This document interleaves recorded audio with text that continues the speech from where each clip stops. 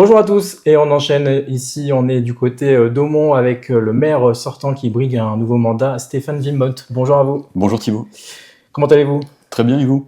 Ça va très bien, C'est pas Stéphane. très beau aujourd'hui, mais ça va. Bon, en ce moment, c'est un enfer ici, dans le nord de la France quand Mais même. le soleil est dans nos cœurs.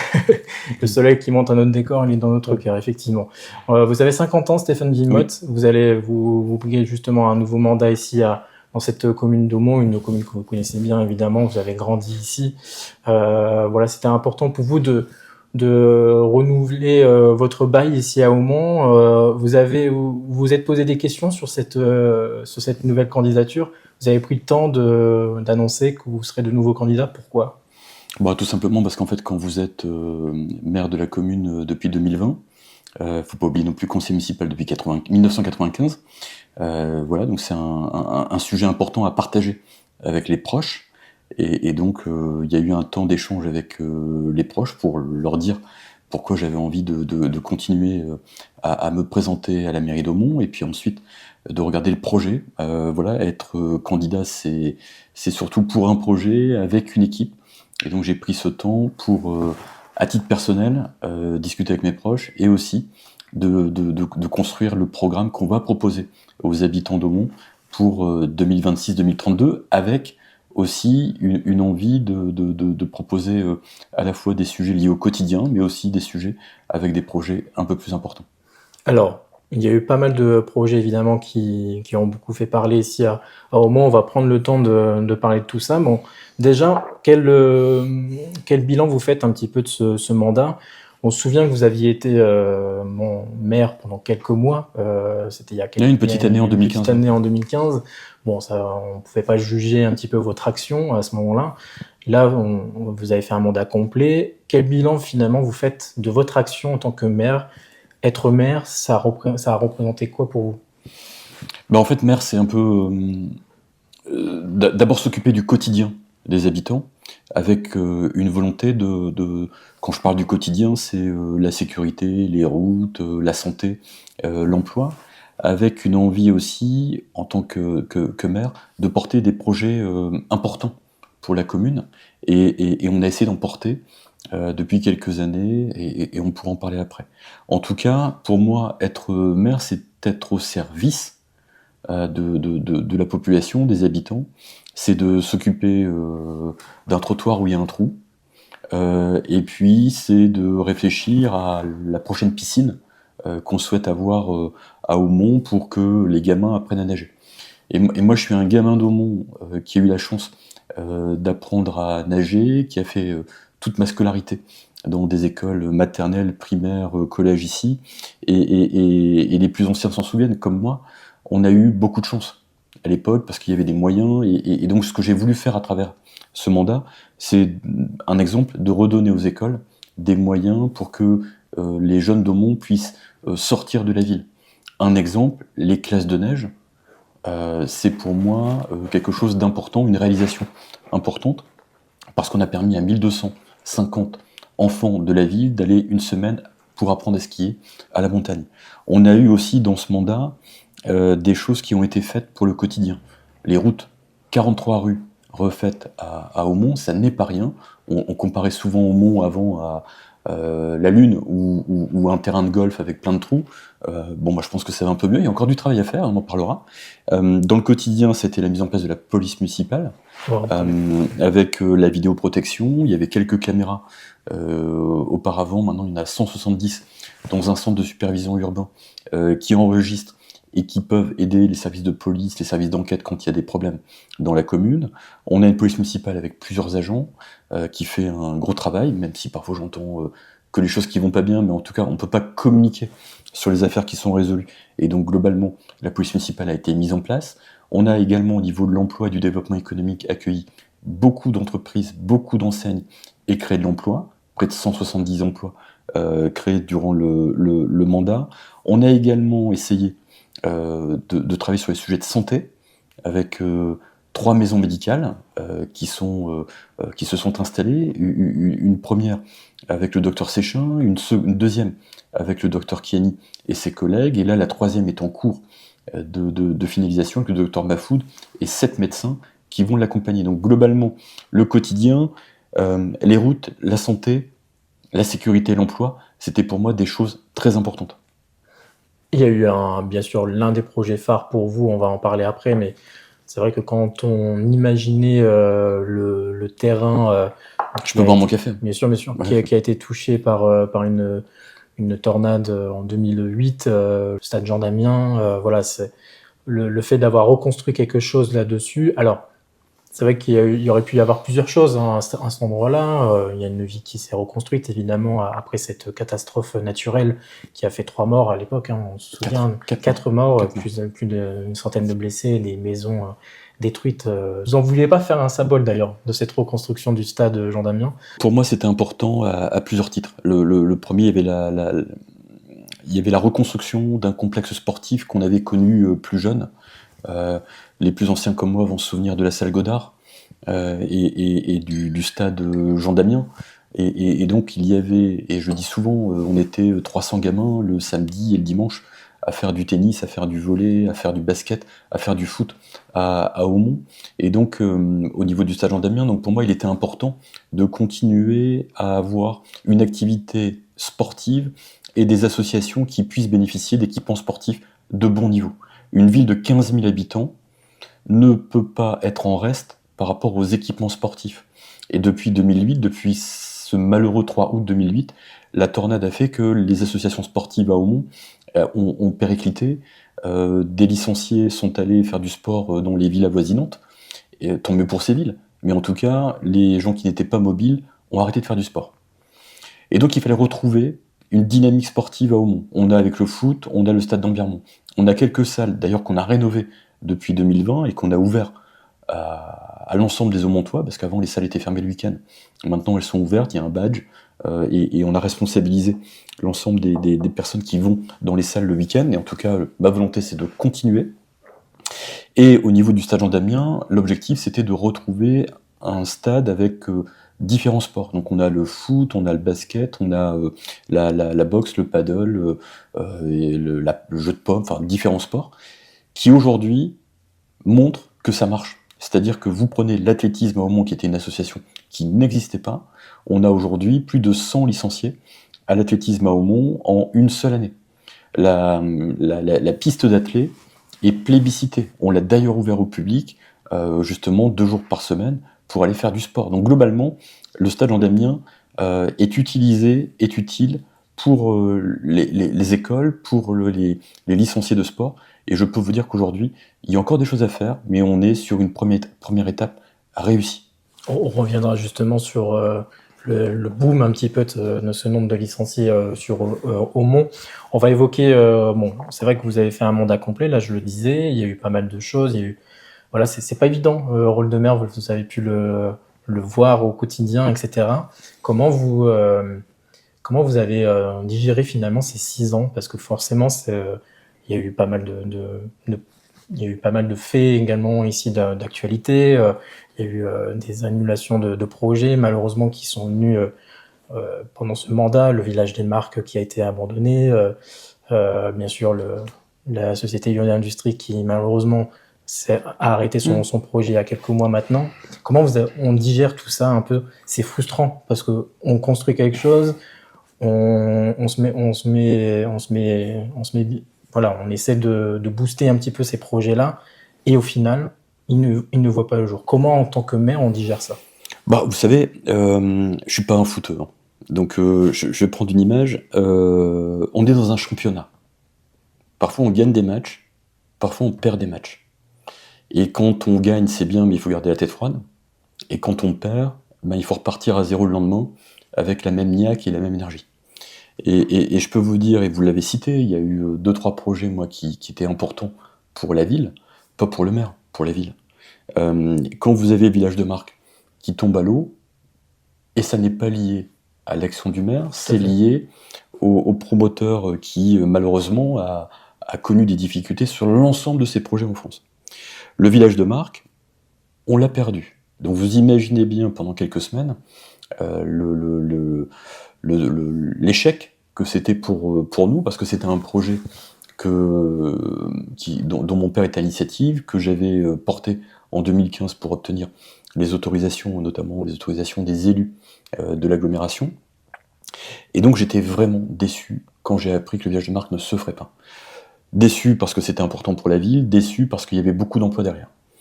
Et je me suis rendu compte aussi que si on ne réagissait pas rapidement, on allait devant un double échec. Le fait de ne pas faire le projet, et le fait que, c'est un peu technique, excusez-moi Thibaut, mais en fait, les terrains n'avaient pas été payés à la ville par le propriétaire, la société Donc un manque à d'expansion. gagner pour la commune. Donc un manque à gagner pour la commune, et puis surtout, les terrains étaient la propriété du propriétaire. Donc en fait, en gros, il avait la propriété sans avoir payé le prix. Alors ça peut être un peu ubuesque, mais en fait, dans ce qui avait été négocié avec lui du temps de l'ancienne municipalité, c'était en gros, la commune aurait été payée quand les enseignes arriveraient au fur et à mesure. C'était une logique, et là-dessus, moi je ne la remets pas en cause, ça permet à des projets de sortir de terre, et voilà. La seule chose, c'est qu'en fait, quand vous êtes dans une entreprise en difficulté qui est propriétaire de terrain, le village de Marcq en l'espèce, si le terrain n'a pas été payé et que la société fait faillite, on a ce qu'on appelle un liquidateur judiciaire qui va récupérer l'ensemble des terrains, qu'ils aient été payés ou pas, et dans ce cas-là, qu'importe pour la commune, elle aura tout perdu, elle aura perdu les terrains, et elle n'aura jamais été payée des millions d'euros qu'elle aurait dû avoir. Et donc ce qu'on a fait avec l'équipe, c'est d'aller voir la société immobilière JMP Expansion, de récupérer les terrains, d'aller voir ensuite l'agglomération, de travailler avec l'agglomération pour qu'on puisse valoriser l'ensemble des terrains afin que la commune ne perde pas d'argent. Et nous n'avons pas perdu d'argent, nous avons récupéré la propriété des terrains, et quand nous l'avons vendu par la suite pour faire du développement économique, accueillir des entreprises avec l'agglomération, on a également vendu à l'entreprise Fray qui a signé encore récemment l'arrivée de Centracor, de Boulanger, de Cultura et d'autres enseignes dont je ne peux pas parler aujourd'hui, mais on a quasiment 250 emplois qui vont être créés sur la zone. Donc globalement, 150 emplois passés sur le précédent mandat, 250 qui arrivent, ça c'est, au début c'était un échec, on a rebondi, et on réussit au bout du bout à avoir du développement économique et de l'emploi pour les habitants d'Aumont. Yole Industrie, vous en parliez. Juste, je voulais préciser sur la moitié de ce terrain du village des Marcq, donc sur la zone Coqueril, il y a une moitié du terrain qui a été racheté donc par l'agglomération. Ouais, 2 tiers. C'est 2 tiers pour être exact. 2 tiers, deux tiers a été racheté par l'agglomération pour y installer des entreprises. Et là, les contacts sont en cours, il y a des entreprises qui vont s'installer. Et un tiers pour le projet avec Cultura, Boulanger, Centracor et d'autres enseignes. Et ça, c'est une bonne chose. Je vois votre sourire, je ne donnerai pas les enseignes. Ah non, de toute façon, j'en souris, mais c'est vrai que c'est très important. Il y a une confidentialité qu'il faut respecter, parce que justement, c'est ce qui fait que parfois aussi les projets ne voient pas le jour à cause de justement on veut être transparent, mais finalement, en fait, au bout du compte, on a peut-être fait une erreur de communication. Donc, la prudence est mise dans... Je suis très prudent là-dessus, et je fais une parenthèse. Sur le territoire, on a quand même perdu dans le passé, et je le dis aux habitants d'Aumont et du territoire, on a quand même perdu Ikea. On a perdu un grand complexe cinématographique, parce qu'il y a eu une guéguerre entre les élus, et une guerre de clochers. Et pourquoi Mons s'est développé fortement depuis une vingtaine d'années? Parce que les élus du territoire, il y a 20-25 ans, ne se sont pas mis d'accord pour accueillir Ikea, accueillir un multiplex. Voilà. Et donc qu'est-ce qu'ont fait les investisseurs? Ils sont partis en Belgique. Et quand vous avez Ikea qui s'installe à Mons, vous avez plein d'autres entreprises, plein d'autres enseignes qui arrivent autour d'Ikea. Et donc globalement, on a fait la richesse de Mons à cause de nos disputes.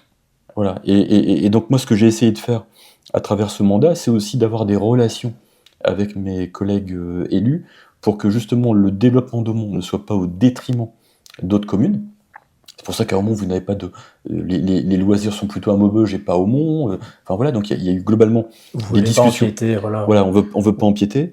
Et à côté de ça, j'ai aussi besoin d'avoir des enseignes importantes sur le territoire pour que des emplois soient créés ici pour les habitants et pas à Mons ou à Valenciennes. Et donc je sais que de temps en temps, il y a des enseignes qui peuvent faire parler, et je pense que Cultura récemment a fait parler, mais en tout cas je préfère les voir ici qu'ailleurs, et d'avoir 70 emplois, 80 emplois, 100 emplois, 200, 250 emplois ici qu'ailleurs. Parce que ces emplois, ils vont profiter aux habitants d'Aumont, mais ils vont aussi profiter à des villes avoisinantes. Parce qu'il y aura des habitants qui viendront. Donc je ferme la parenthèse. C'est important pour moi de dire que dans ces moments où il y a une forme de guerre économique entre les territoires pour accueillir des entreprises, je pense qu'il vaut mieux être rassemblés que de se neutraliser comme il y a 25 ans entre les uns et les autres. Yole Industrie. Yole Industrie, ils étaient intéressés par le port à sec. Le port à sec, vous en parlerez peut-être après, le port à sec est vraiment un gouffre financier pour la commune d'Aumont qui, depuis très longtemps, a empêché la ville de faire plein de choses. Voilà. Et le rapport de la Chambre régionale des comptes, c'est pas le maire qui l'a écrit, il est quand même très clair sur le fait qu'une ville comme Aumont n'aurait jamais dû être responsable de la mise en place, de la construction et de la gestion d'un port à sec. C'est une vraie différence avec mon opposition. Et on a essayé de trouver des preneurs. Et globalement, moi, pendant 6 ans, j'ai essayé de faire venir des entreprises. Ça a été compliqué. Et enfin, on a Yole Industrie, qui est un groupe français, originaire de Valenciennes, qui est présent en France, au Maroc, aux États-Unis, au Canada, enfin partout dans le monde, et qui travaille pour l'armée, qui travaille pour le ferroviaire, qui travaille pour les métros, enfin globalement, une belle boîte. Ils sont intéressés par le port à sec. On se met d'accord avec eux. On leur vend. Entre-temps, j'appelle un élu d'opposition, ancien industriel, pour lui en parler, en disant, en fait, est-ce qu'on va tous être d'accord ? La réponse, elle est affirmative. Donc je m'étais dit, tiens, c'est plutôt une bonne chose. On fait la vente, et qu'est-ce qu'on découvre 2 mois après le conseil municipal ? C'est un recours qui fait qu'on va contester la vente du port à sec avec différents arguments, pas forcément très, très, très costauds comme arguments, mais il y en a 2 qui embêtent l'entreprise Yole, qu'on remette en cause leur projet, et notamment le volume d'emploi, et 2, le raccordement à la route départementale qui est à côté du port à sec, donc justement pour désengorger la rue de Boussière, l'avenue Gambetta et le centre-ville. Et ce recours fait que si ce raccordement ne se fait pas, l'entreprise Yole aura du mal à se développer. Et donc on discute avec Yole de ce recours, et globalement ils nous disent en fait nous, si le recours est confirmé, 200 pages le recours, un grand avocat parisien, moi je me suis toujours demandé comment l'opposition avait fait pour payer tout ça, et l'entreprise Yole qui reçoit au même moment le recours, la presse aussi, le même jour, donc je pense que c'était vraiment une grosse opération de com de l'opposition municipale. Yole me dit, en fait, moi je n'ai jamais été accueilli comme ça dans une ville, d'habitude on nous accueille à bras ouverts, si le recours continue, vous comprendrez monsieur le maire que nous on va arrêter le projet. Donc on a tout fait pour que les choses s'apaisent, on n'a pas réussi, et l'entreprise Yole a confirmé qu'elle ne venait pas. Pour moi c'est un double échec.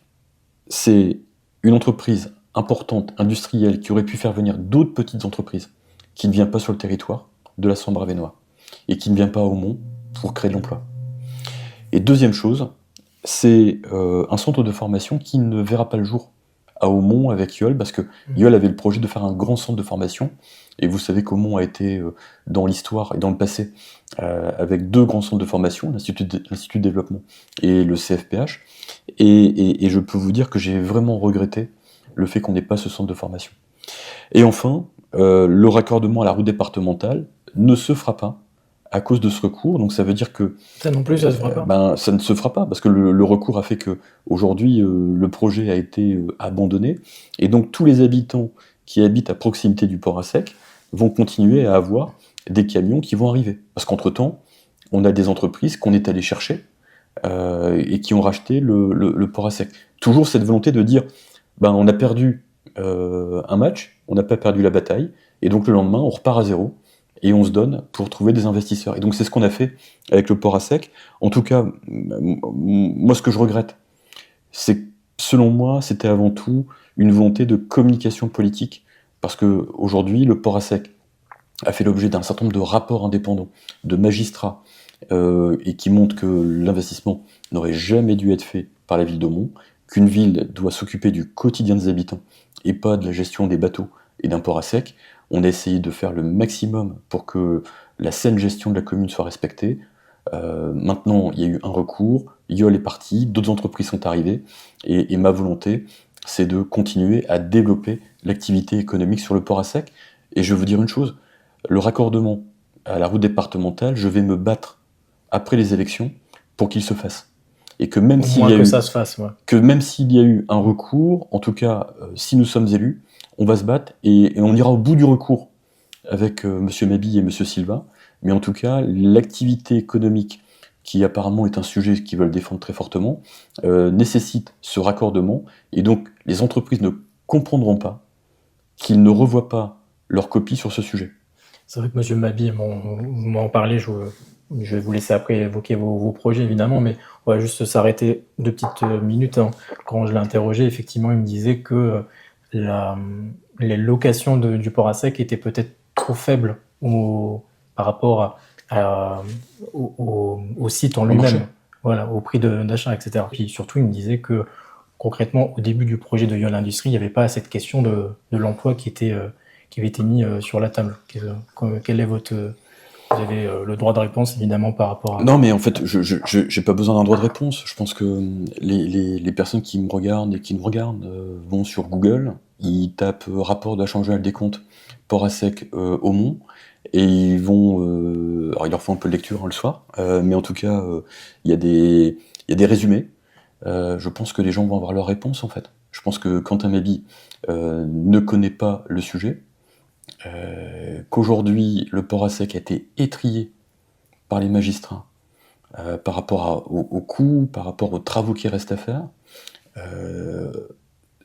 C'est nous, en 2020, qui trouvons vide le port à sec. C'est nous qui allons trouver des locataires. Voilà. Et ça, 2 ans avant, en 2018, quand l'ancienne municipalité a essayé de trouver des locataires, elle n'a pas réussi. Et elle a même lancé ce qu'on appelle une DSP, une délégation de service public. Le dossier, je le connais par cœur. Une DSP, et cette DSP a été infructueuse. Pourquoi ? Parce qu'en fait, aucune entreprise en France ne voulait venir dans le port à sec. Parce que le sol est à refaire, parce que au niveau des toits, il y avait un certain nombre de choses qui n'allaient pas, le système de sprinklage n'allait pas, les halls n'étaient pas séparés les uns des autres. Donc globalement, moi je veux bien qu'on raconte l'histoire aux habitants d'Aumont. Mais quand on connaît le dossier, en long, en large, en travers, de bas en haut, je peux vous dire que les arguments de l'opposition ne tiennent pas. Et pour preuve, des entreprises logistiques qui sont venues visiter le port à sec ont trouvé le bâtiment très beau de l'extérieur. Elles sont rentrées, elles ont vu le sol, elles ont vu la charpente métallique, elles ont vu un certain nombre de choses, elles ont dit « mais monsieur le maire, on préfère acheter un terrain et construire du neuf que de reprendre le port à sec et d'y faire tous les travaux. Vous n'avez pas de quai, vous n'avez pas de toilettes, les toilettes c'est nous qui les avons installées, vous n'avez pas de réseau. Enfin voilà, donc globalement, ce que les uns et les autres disent ne va pas du tout dans la vérité. Et je pense que la Chambre régionale des comptes, je répète encore une fois, c'est pas moi qui ai parlé, ce sont des magistrats indépendants, a bien montré que le port à sec était une coquille vide et quelque chose qui portait préjudice à la ville d'Aumont. Pourquoi ? Parce qu'en fait, quand on était allé mettre de l'argent dans le port à sec, c'était de l'argent qu'on n'a pas mis dans les rues, dans les routes. C'est de l'argent qu'on n'a pas mis dans l'entretien de la piscine, qui a dû fermer quelques mois après. Donc globalement, j'insiste et j'assume, il fallait vendre le port à sec pour que justement la commune s'occupe du quotidien des habitants. Quel est votre projet justement pour le port à sec du coup ? Est-ce que vous allez continuer à proposer une location ? Ou est-ce que vous êtes mis en accord, vous êtes en train de discuter avec une entreprise un peu dans le même genre que Yole Industrie ? Est-ce qu'il y a des choses que vous pouvez annoncer ? En fait, Thibaut, je pense que vous avez vu la dernière actualité. Donc le port à sec a été vendu à 4 sociétés qui chacune a pris des des halls, voire plusieurs. Et l'idée derrière, c'est qu'ils vont installer leurs emplois, leur activité. Et donc ce sont des entreprises locales. Et c'est là aussi, je dis, le projet dual c'est pas fait, on a trouvé d'autres preneurs, et c'est le job d'un maire d'aller chercher les chefs d'entreprise. Et c'est un monde que je connais bien. Et donc, voilà, 4 entreprises s'installent au niveau du port à sec. Les choses sont en train de se faire là, dans les semaines qui arrivent et les mois qui arrivent. Il y aura de l'emploi, il y aura de l'activité. Maintenant, il faut juste qu'on arrive à contrer le recours de monsieur Mabille et de monsieur Silva contre le raccordement à la route départementale. Et je doute pas qu'on va y arriver.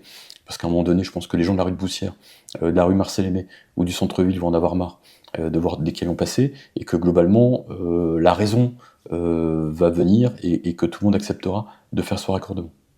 Alors, Aumont, c'est quand même une commune très, très importante dans le Val-de-Sambre. Vous en parliez tout à l'heure, moi j'ai eu ce sentiment-là pendant plusieurs années, je ne trouve pas que ce soit le cas sur les dernières années. Aumont était un peu isolé par rapport à toutes les communes de l'agglomération. On sent une amélioration des relations justement avec l'agglomération dans sa globalité, avec l'exécutif. Donc vous pouvez construire des projets intercommunaux. Est-ce que vous avez senti cette évolution? Est-ce que Aumont est un peu plus respecté pour, à son échelle? C'est quand même la deuxième commune en termes de bassin de population du Val-de-Sambre.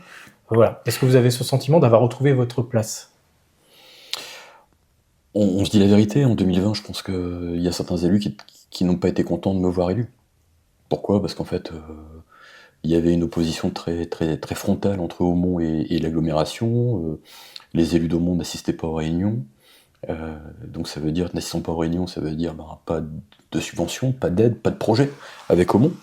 Et ce que j'ai essayé de faire en 2020, c'est de dire, on repart à l'agglomération, on va être présent, on va défendre le bout de gras, on va défendre des projets pour Aumont. Et mon objectif a été aussi un peu de rattraper le retard. Parce que j'ai souvent dit aux élus de l'agglomération, entre 2015 et 2020, les habitants d'Aumont, ils ont payé leurs impôts. Ils ont payé leur quote-part à l'agglomération. Et ils n'ont rien eu. Donc moi, en 2020, j'ai dit, il faut regarder pour que l'agglo aide la ville d'Aumont pour les projets à venir, en tenant compte des fonds de concours qu'elle peut avoir, mais aussi en regardant le passé, où en fait, en gros, beaucoup de villes se sont développées, Jeumont, Aulnoy, Maubeuge, et Aumont, à part quelques petites participations, il y a eu 250 000 € encore dans le port à sec, qui a été versé par l'agglomération, mais globalement, Aumont n'a rien eu. Et pire, on a des équipements qui ont fermé. La piscine. On n'a eu aucun investissement de l'agglomération sur la commune d'Aumont. Donc moi, ma volonté en 2020 a été 1, d'être présent, 2, de défendre la position d'Aumont, d'être assemblé quand il fallait défendre avec les autres élus le bout de gras du territoire devant le président de la République ou ses conseillers pour le pacte 3. Et donc globalement, je pense que 6 ans après, l'agglomération, en cumulant toutes les aides, Aumont a obtenu 9,7 millions d'euros d'aide à travers les différents projets. Donc c'est quand même pas neutre. Et ensuite, ce qui est important, c'est que Aumont a certainement retrouvé sa place aussi avec l'État, la région, le département. Donc globalement, quand vous regardez les 50 millions d'investissements qui ont été faits durant ce mandat, on a eu des projets qui ont été subventionnés à hauteur de 80%.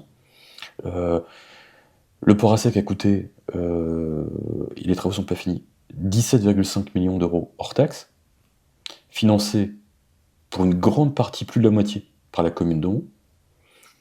À titre de comparaison, le stade Jean Damien, qui profite à 600 personnes toutes les semaines, il a été financé à 80% par des subventions. Donc la ville d'Aumont a mis 3 millions d'euros pour avoir un équipement à 15 millions d'euros hors taxe, et de l'autre côté, on a mis 9 millions d'euros pour un bâtiment qui a coûté au final, sans que ce soit fini, 17,5 millions d'euros, et qui est vide. Donc maintenant, je dis aux uns et aux autres, voilà, entre un bâtiment qui sert aux habitants et un bâtiment qui ne sert pas aux habitants, mon choix a été fait, et le fait d'avoir des bonnes relations avec les uns et les autres a fait qu'on a pu mener à bien nos projets. Autre exemple, les routes. Les routes, on a fait 43 rues. Alors certains me diront, Stéphane, c'était à l'agglo de payer. Sauf que l'agglo, elle n'avait pas forcément tous les budgets pour faire les 43 rues d'Aumont. Donc la ville d'Aumont a payé une grande partie des rues. J'assume. Moi, quand j'ai des habitants qui ont un trou dans leur rue ou leur trottoir, ils s'en foutent de savoir si c'est l'agglo ou la commune. Ils veulent un trottoir des plus normaux, et ils veulent une rue sans trou. Donc voilà, on a fait le travail. Donc voilà, donc les bonnes relations ont été utiles pour la ville. Par contre, il y a des moments, je ne suis pas d'accord avec l'agglomération. La TOM a été un sujet. Je n'ai pas voté la TOM. Le sujet de la Salmagne, je suis resté très silencieux par rapport à la Salmagne, mais je pense que la méthode n'était pas la bonne. Il y a eu beaucoup de communication et donc beaucoup d'inquiétudes. Et aujourd'hui, je pense que la Salmagne est un projet qui ne se fera que s'il y a un maximum d'emplois sur ces terrains. Et quand je parle de maximum d'emplois, c'est pas 100 ou 200 emplois. Moi, je vise plus de 1500 emplois. Et en tout cas, il faudra aussi de la concertation. Et donc, je pense qu'à un moment, s'il faut tourner la page du projet Ancienne Salmagne, il faut écrire une nouvelle page, et cette page, elle doit s'écrire avec les parties prenantes. Ouais, certains élus me disaient justement qu'ils avaient eu le sentiment dans ce dossier de découvrir finalement ce qui se passait en coulisses. En tout cas, il ne faut pas mettre en cause les études. En fait, je pense qu'il faut arrêter avec l'idée que derrière, il y a des élus qui trafiquent les chiffres, le sol. Voilà. Les études, elles sont faites par des organismes indépendants qui ont des accréditations. Donc je pense qu'il faut, à minima, leur faire confiance. Ensuite, au niveau, et là je réinsiste, sur la méthode, je pense qu'il faut la faire évoluer. Parce qu'il y a eu trop de tensions, trop d'incompréhension, trop de mauvaise communication sur ce sujet, et je pense que la nouvelle gouvernance de l'agglo, qui arrivera après les élections municipales, doit reprendre le sujet, poser le sujet avec les différentes parties prenantes, regarder aussi avec les entreprises intéressées combien d'emplois elles vont créer. Il faut avoir un vrai nombre d'emplois créés, et se dire à partir de quel seuil on est prêt à accueillir les entreprises. Si c'est pour avoir 150 emplois sur 50 hectares ou 100 hectares, parce que c'est de la data, parce que c'est des batteries électriques qui sont faites par des robots, j'ai envie de vous dire, il faut trouver d'autres terrains. Si par contre on a une entreprise qui s'installe avec 1500 emplois et qui va profiter à tout le territoire, je pense que ça serait un nouveau MCA, un nouveau Chausson, comme les anciens le savent, et quand Chausson, qui deviendra MCA et après Renault Electricity, est arrivé sur le territoire, ça a été une locomotive. Donc moi j'ai envie d'avoir une nouvelle locomotive, mais pas n'importe quel prix, et ça doit se faire dans la compréhension des parties prenantes et des habitants. Est-ce que par exemple, vous, ça vous intéresse d'être président de l'agglomération ? Bon, je pense qu'aujourd'hui ça intéresse beaucoup de monde. Vous serez candidat par exemple ? Moi, non, pas du tout. Moi j'ai envie d'être maire de la commune d'Aumont, de défendre si vous êtes ma commune. Exactement, si je suis réélu, ça c'est les gens qui le diront dans 3 semaines. Bon, en tout cas, c'est vrai que... Mais j'ai vu qu'en opposition, eux, ils font la campagne pour être président de l'agglomération. Voilà, donc ça m'a fait sourire. Bon. On va évoquer d'autres sujets. Vous avez parlé de la piscine tout à l'heure, parce que c'est vrai que la piscine, ça fait partie des projets dont vous avez vous avez constaté dès que vous êtes arrivé en responsabilité. La piscine a fermé en 2019. Bon, il fallait la fermer. Elle était très endommagée. Il y avait des soucis techniques. Le bassin était pas adéquat. Enfin, en tout cas, il y avait un gros travail à faire. En revanche, il y a des associations dont l'une de vos élus dans la majorité municipale qui s'est battue justement pour maintenir une activité nautique ici. Donc il y a eu ce travail qui a été fait. Lors des vœux 2026, on vous a vu avec un brassard. Alors au début, je me suis dit, il est en train de parler d'habits, mais non, en fait, non, c'était vraiment un brassard pour plonger dans l'eau, etc. Donc là, ça fait partie des projets de votre commune. Vous avez envie de réouvrir cette piscine d'Aumont ou d'en reconstruire une. Où on en est aujourd'hui? C'est quoi? Qu'est-ce qui est arrêté aujourd'hui pour vous? En fait, il n'a pas fallu attendre la cérémonie des vœux 2026. Le sujet de la piscine est un sujet qui est l'actualité d'Aumont depuis très longtemps, depuis de nombreuses années. Et on a regardé dans un premier temps pour voir si on pouvait renforcer les pylônes de la piscine qui est au quartier du Fort, et malheureusement, c'est très dangereux, et je peux vous dire que l'investissement se chiffre à 8, 9, 10 millions d'euros, et avec l'inflation galopante, je pense que ça sera encore plus cher. À côté de ça, on a besoin d'apprendre à nager. Et j'ai trop d'enfants à Aumont à la fin du CM2 qui ne savent pas nager. On a des associations, je pense à Laetitia Roland, je pense à l'Aquagym, l'Aquaform, qui sont également présentes dans mon conseil municipal, jusque dans 3 semaines, qui ont des activités pour les seniors ou pour les adultes.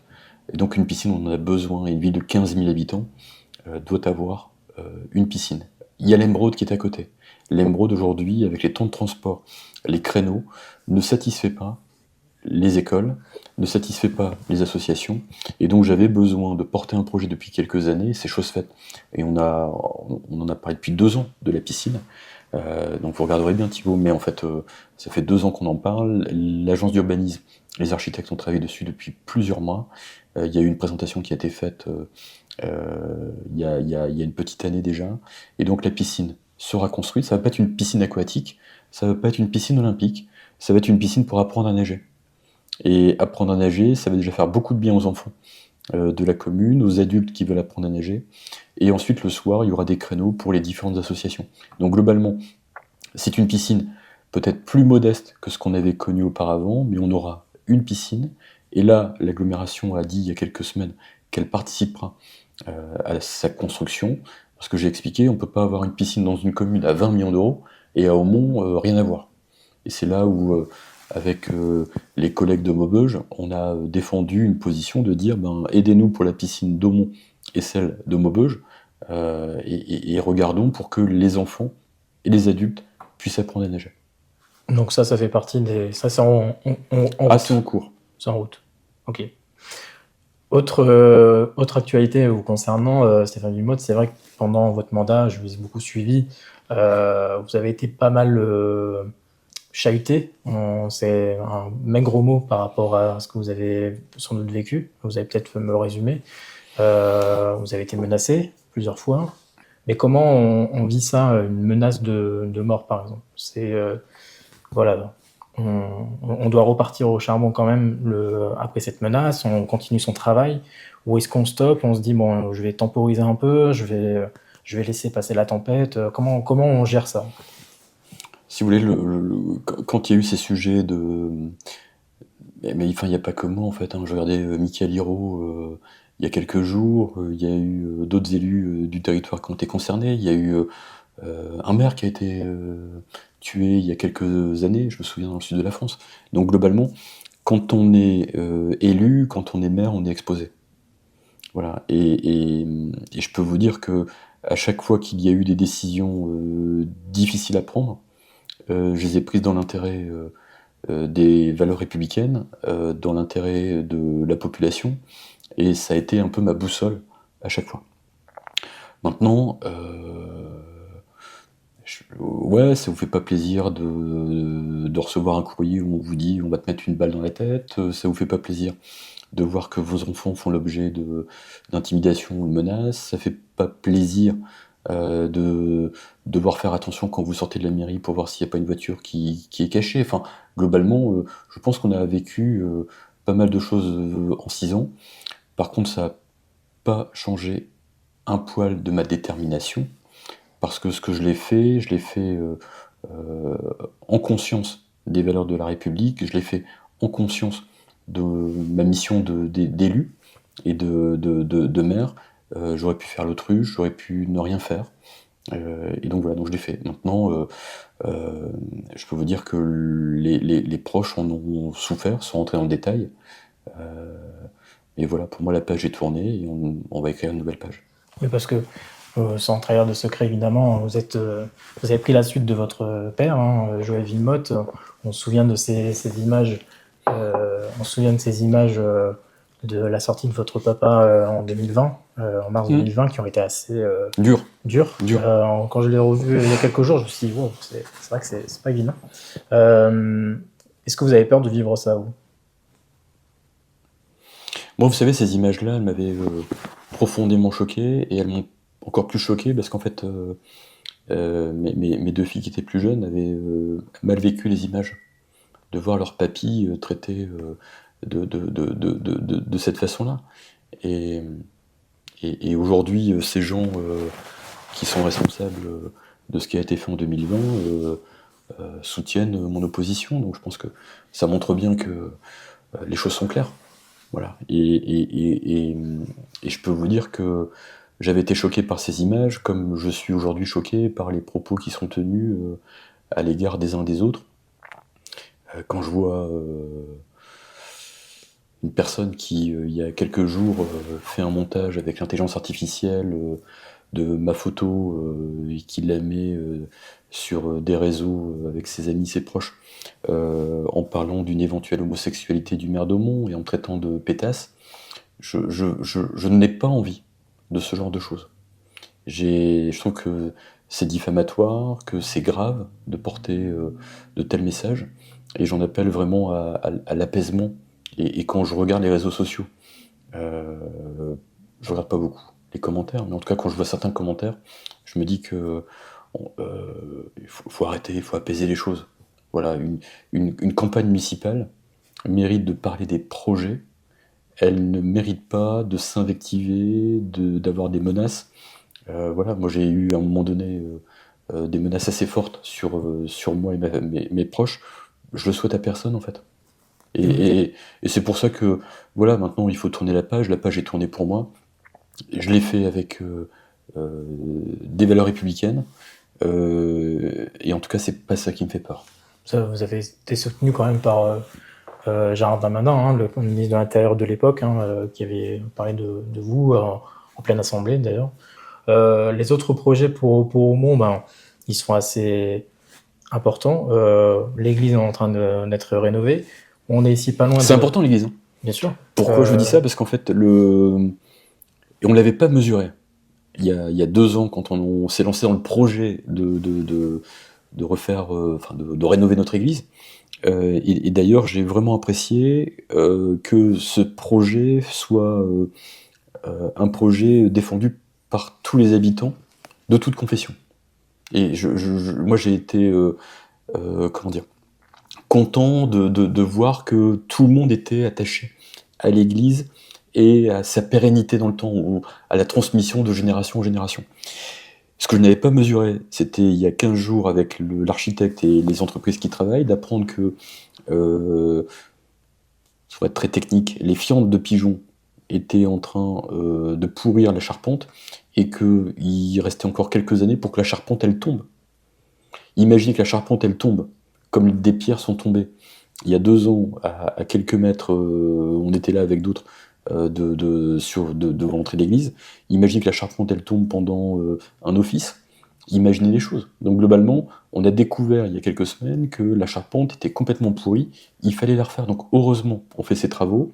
Ça va permettre à l'église Notre-Dame, on n'est pas à Paris, mais on est à Aumont, mais en tout cas l'église Notre-Dame de revivre et de traverser les nouvelles générations. Il y a un super travail qui est fait au niveau des vitraux, au niveau de la charpente. On va retrouver un clocher comme à l'époque. Et tout ça, ce projet s'inscrit avec le parc de la mairie qui va être fait. Et même si l'architecte des bâtiments de France nous a un peu obligés à revoir notre copie pour en faire un projet plus important, mais il y aura plus d'aide, je rassure les habitants. On a le projet de l'abbaye qui Donc, va également... moins de stationnement, c'est ça? Ouais, on est sur 10 places en moins devant le centre culturel, mais ces 10 places, vous allez pouvoir les retrouver sur le côté, donc globalement c'est la même chose. L'abbaye, ils ont vendu 18 appartements, ils attendent d'être à 22 pour commencer les travaux. Donc globalement, le centre-ville va être retravaillé. Dans le projet, on a cette volonté aussi de retravailler toute la rue Marcel-Aimé. Quand vous montez en centre-ville, vous arrivez du pont de Sambre, et ben c'est toute la partie gauche, c'est de faire des commerces. Et ça, on est en train de regarder avec un promoteur et l'architecte des bâtiments de France.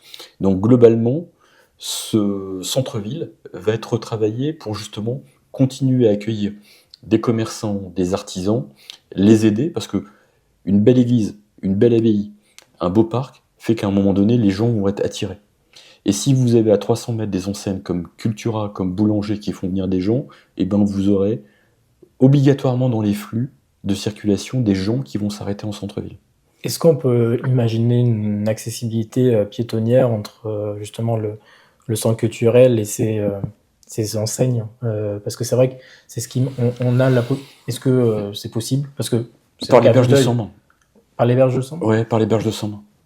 Par les berges de Sambre, on a imaginé par les berges un passage pour. On est à 200 mètres. Ah oui, parce qu'on voit le centre culturel. Ah ouais, vous regardez sur Google Maps, vous Mhm. verrez, on est à 200 mètres Mhm. de cet endroit. Donc globalement, oui, ça peut se faire.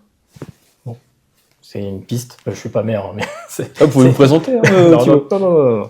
Je laisse ça aux professionnels. Moi, je suis pas. Je suis pas un professionnel. Juste un autre mot également. On est ici à 2 pas du pôle de la gare d'Aumont. C'est pareil, c'est quelque chose qui a été fait grâce à la relation que vous avez eue avec l'agglomération, la démolition des anciennes friches industrielles, ce qui permet de rafraîchir vraiment la vue de ce pôle gare, etc. Donc là, forcément, vous avez des objectifs. Quel est l'objectif? Est-ce que vous l'avez déjà planifié? Est-ce que c'est trop tôt? Non, c'est pas trop tôt. En fait, le pôle gare, il a fait l'objet de discussions avec l'agglomération depuis 5 ans. La seule chose, c'est qu'en fait, on pouvait pas faire le stade Landamien, le pôle gare tout en même temps, pour des questions financières. Donc il y a une enveloppe qui est prévue à l'agglomération pour le pôle gare d'Aumont, comme Jeumont, comme Aulnois, comme Maubeuge ont eu leur pôle gare.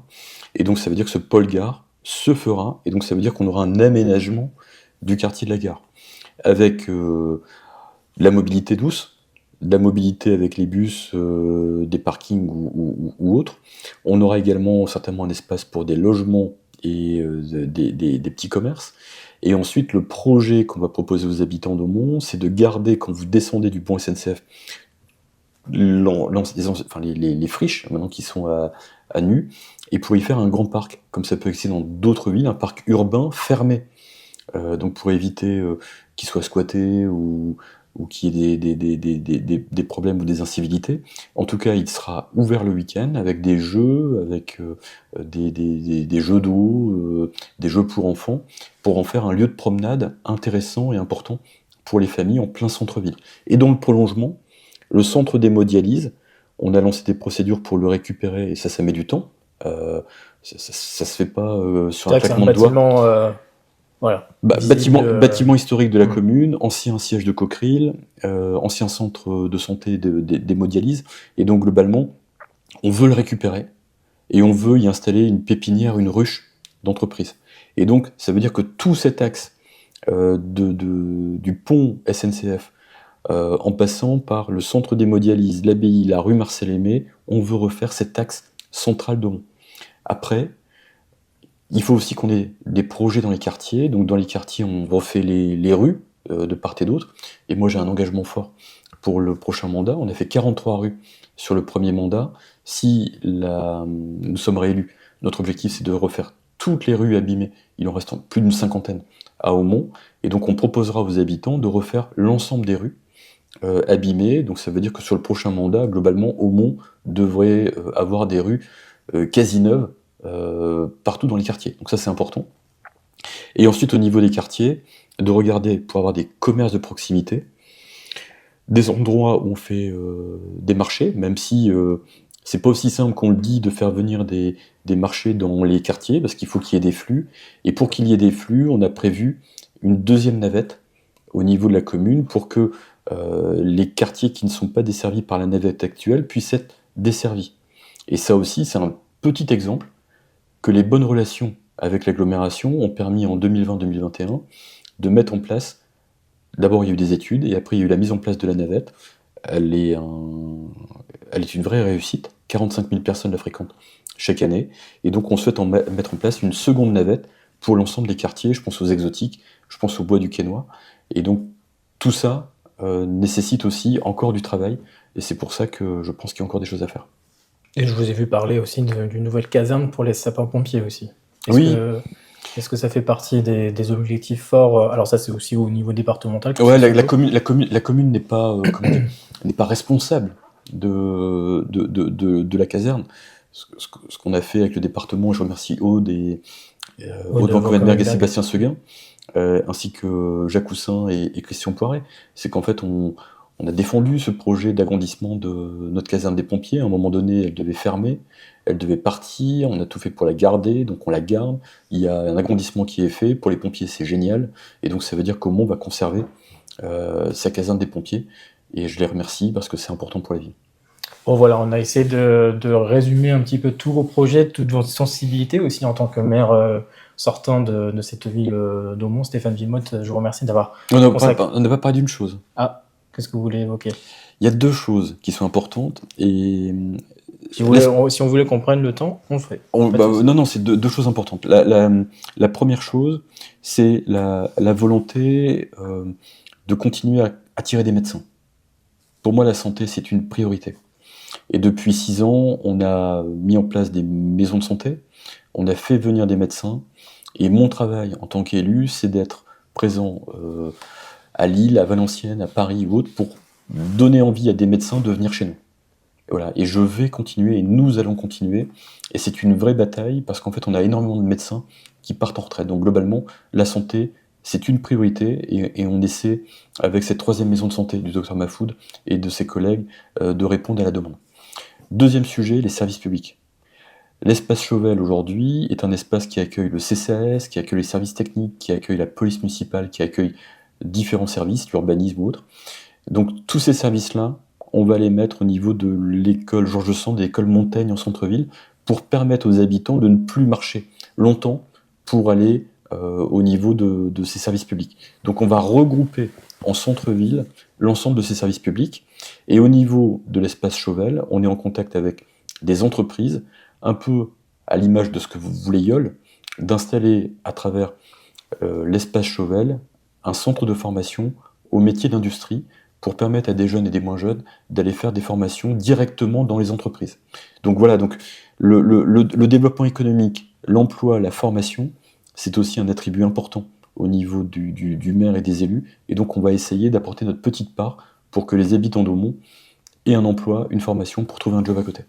Vous allez renforcer votre police municipale ou vous gardez un peu le même effectif? Alors la police municipale aujourd'hui au niveau de la vidéoprotection, on a déjà 170 caméras et je peux vous dire qu'elles font un gros travail. Je peux pas toujours en parler. Les gens parfois sont pas contents parce que la caméra n'a peut-être pas pu capter les images de personnes malveillantes, mais en tout cas, quand elle est très efficace. Tous les mois, on a des affaires résolues par la vidéoprotection, et je ne peux pas en parler parce que voilà, on ne peut pas interférer avec des procédures. Toutefois, au niveau de la police municipale, aujourd'hui on a 7 agents. Notre objectif est de monter à 14. Pourquoi? Pour avoir plus de présence, plus de bleu sur le terrain, pour travailler davantage en proximité avec les écoles, pour sécuriser les enfants et les parents au niveau des écoles, et aussi d'avoir des amplitudes horaires plus fortes, et notamment une présence plus forte le week-end. Donc globalement, l'un des axes, ça va être de renforcer la sécurité à Aumont. C'était vraiment un sujet important pour nous, la sécurité, parce que, souvenons-nous, en 2020-2021, l'opposition avait voté contre, appelant la police municipale la poudre de perlimpinpin. Aujourd'hui, elle a montré son efficacité, et je suis content de voir qu'ils ont envie de continuer, s'ils étaient élus, la police municipale.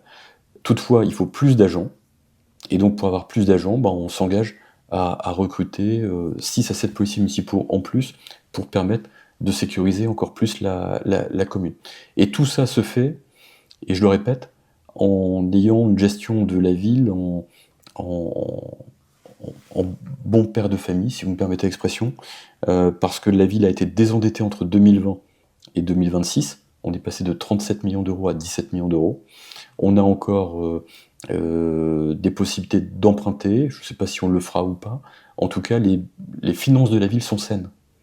Et quand je vois les projets qui sont devant nous, ça veut dire que les projets pourront se faire. On n'est pas sur des promesses qui ne seront pas tenues, on est sur des promesses que nous pouvons tenir, et on ira chercher les aides, les subventions, les financements là où il faut. Justement, est-ce que vous allez, parce qu'on parle de partenariat avec des communes voisines, etc., est-ce que ces policiers municipaux pourront intervenir dans les communes comme Neufménil? Est-ce que ça c'est... Avec Neufménil, on le fait déjà, et ça marche bien. Après, on est ouvert à la discussion en tout cas pour partager le sujet. Mais dans un premier temps, moi je veux sécuriser Aumont et les habitants d'Aumont. Voilà. Et c'est important pour moi parce que je peux vous dire que la mise en place de la police municipale et de la vidéoprotection a fait diminuer fortement, entre 2015 et 2025, la résolution des problématiques à Aumont. Donc il faut qu'on continue. Si on peut aider les villes avoisinantes, moi je suis hyper open. Bon voilà, écoutez Stéphane Vimote, je pense qu'on a abordé Merci pas à vous. mal Merci Thibaut. de sujets ensemble. Merci d'avoir Merci à consacré vous. ces longues minutes ensemble. C'est pas un exercice forcément facile pour les élus, mais voilà, on l'a fait tous ensemble. Et voilà, donc à Aumont, vous serez pour l'instant 3, Quentin Mabille, vous et Mohamed Daman. Donc merci à vous Stéphane Vimote pour Merci à ces vous. longues minutes. Merci à vous.